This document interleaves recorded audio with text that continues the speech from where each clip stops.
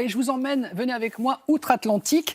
Si le système de covoiturage en ligne en France est très répandu, il faut savoir qu'aux États-Unis, c'est totalement inconnu.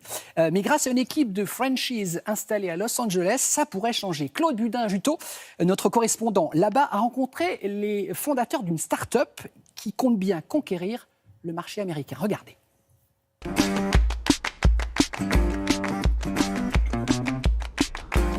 Un mardi matin dans downtown Los Angeles. C'est la semaine de Clean Tech Open, un salon pour les technologies et services écologiques et durables. Et parmi les nombreux exposants, il y a Ride SVP, une petite start-up au potentiel énorme aux États-Unis et dont la cofondatrice est une Française, Afida Benaya.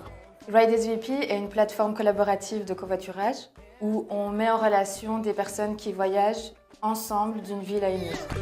C'est avec son partenaire Pierre-Emmanuel Beau qu'Afida a créé cette plateforme, inspirée d'un système existant déjà en France et dans plus d'une vingtaine d'autres pays et qui répond à un réel besoin aux États-Unis.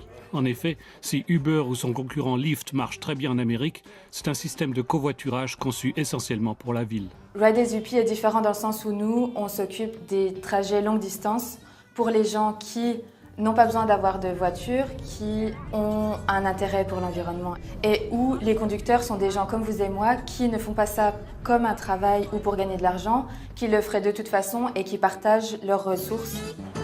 Partager ses ressources et faire des économies d'énergie, c'est un des arguments clés de Ride SVP.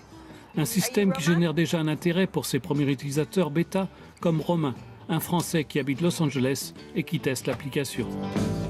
C'est un très bon système qui n'est pas encore assez développé en Californie. Alors, ils ont beaucoup développé les systèmes comme Uber ou Lyft, mais malheureusement le système de covoiturage n'est pas encore très développé. Et c'est la difficulté à laquelle doit faire face Afida. Vaincre la résistance que le public américain a fait preuve jusqu'à présent vis-à-vis du covoiturage. À cela, plusieurs raisons. The car culture in America is quite different. America is a lot more isolated than a lot of other countries. There's countries in Europe are more communal, like the French are more collectively and more socially open to working with each other and sharing things with each other, from what I perceive, than Americans are. Having your own vehicle to get from point A to point B is more, I think, culturally indicative of American transportation. Public transportation, big in urban areas, but not necessarily in suburban areas.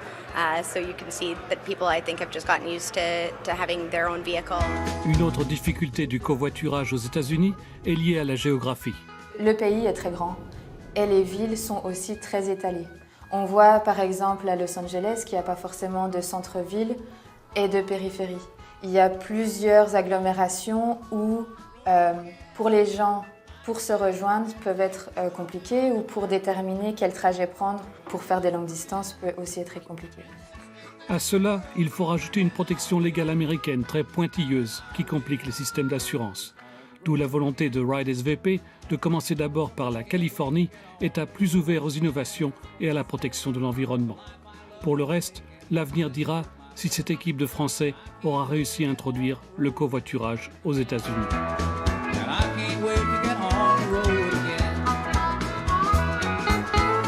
Merci beaucoup Claude, vous nous tiendrez au courant de l'évolution de cette start-up.